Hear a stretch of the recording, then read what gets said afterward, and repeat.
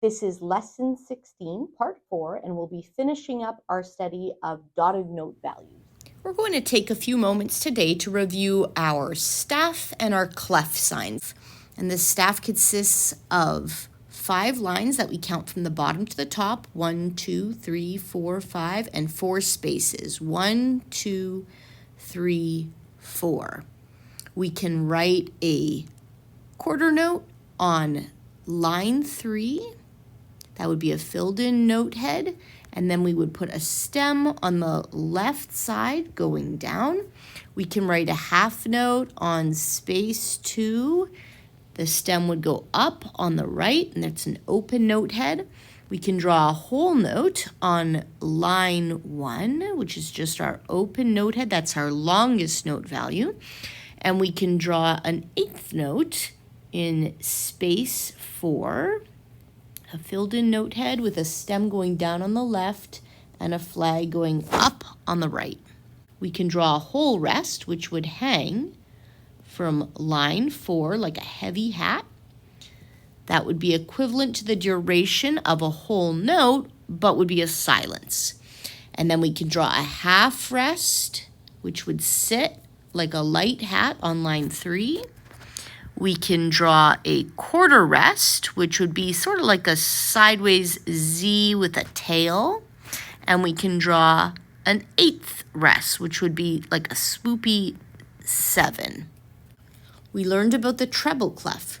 The treble or G clef is used for higher voices, for higher instruments like flute, violin, trumpet, and for the right hand of the piano. We'll start on line 2, up, bump line 3, down to line 1, up and around, back down. And this is called the treble or G clef because this curly Q action highlights line 2. If we were to draw a note there, this would be called a G. And from there, we'd be able to figure out all the other pitches, and we'll get into this very soon now. We also learned about the bass or F clef, which is used for lower instruments, lower voices, and the left hand of the piano. We can start on line 4, bump up to line 5, and draw half a heart, stopping just under line 2. We draw a dot in space 4, 1 in space 3.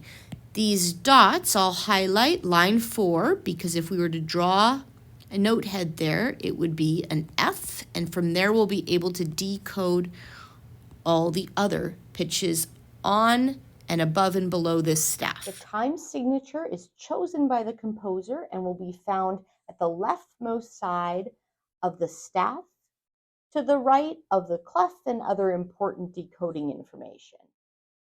The time signature provides us with 2 very important bits of decoding information.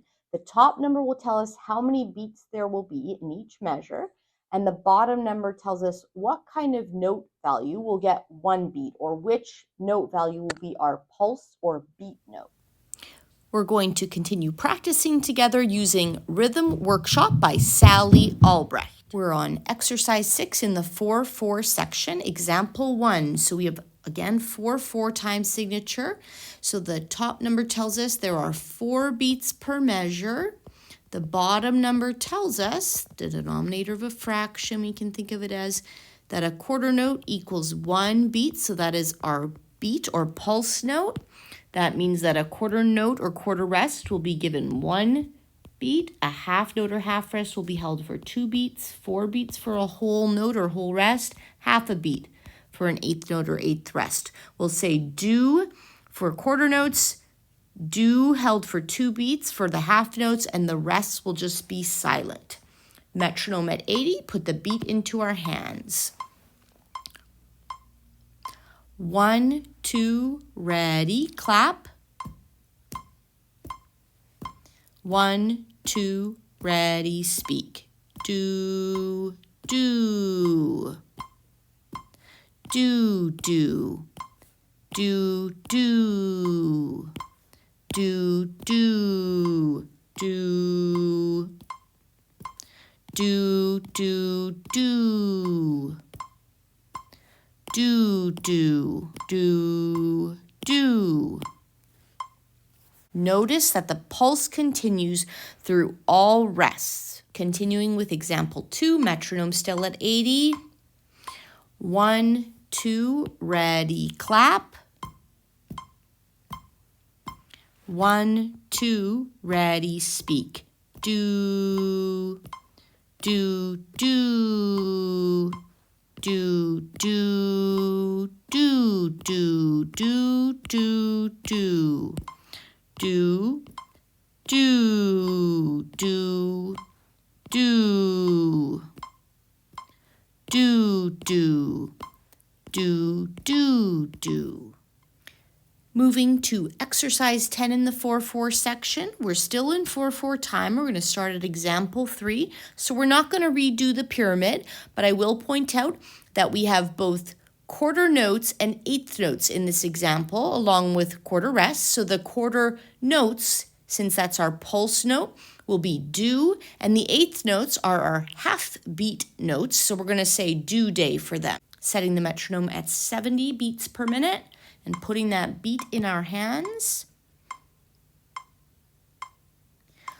1, 2, ready, clap. 1, 2, ready, speak. Do, do day. Do, do, do day. Do, do day, do. Do, do, do day. Do day, do day. Do, do day, do day.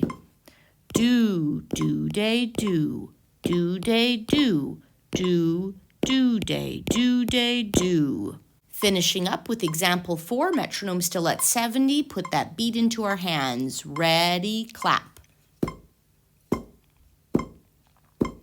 1, 2, ready, speak. Do, do, do day, do, do day, do day, do, do day, do. Do day, do, do, do day, do. Do, do, do day, do day. Do, do day, do day, do, do, do, do, do day. Remember that we can take any one of our note values and create a dotted version of it that will be longer than the current note value. So for example, I could take a whole note, put a dot to the right of the note head, and it would be equivalent to the whole note itself plus the dot, which would be worth half of the value of the whole note. So it would add an additional half note worth of value to that whole note. We could draw a dotted half note, which would be worth a half note, plus the dot would have the value of half of the half note, so a quarter note. A dotted quarter note would be equivalent to the quarter note itself plus half of its value for the dot, so an eighth note. A dotted eighth note would be worth an eighth note plus half of its value, which would be a 16th note. And of course, there's the rest equivalents, the silence equivalents for all of these note values. We're returning to Unit 2, which is our rhythm unit, Lesson 7, dots or dotted note values, and we're just going to finish up the last of this lesson today. Fill in the correct dotted note in the box. Okay, so first we're going to look at the time signature. We know from the top number that there will be 4 beats per measure, and we know from the bottom number, thinking of it as the denominator of a fraction, that a quarter note will be our 1 beat or pulse note. So let's just quickly fill in our pyramid here. 1 beat for quarters, 2 beats for half notes, 4 beats for whole notes, half a beat for eighth notes. Okay, so we have 1 for the quarter note, another 1 for the quarter note, and over here we have a half beat note. So what are we missing? Well, we have a total of 2.5 beats. So 4 minus 2.5 beats, we're missing 1.5 beats. What note value would be worth 1.5? Well, we can know that a quarter note would already give us 1. It's got to be between that and a half note, right? Because a half note would be too much. If we add that dot, that's going to give us that extra half beat. So that's the answer. Looking at our next example, fill in the correct dotted rest in the box. So 6/8 time here. We're going to know that there are 6 beats per measure from the top 6.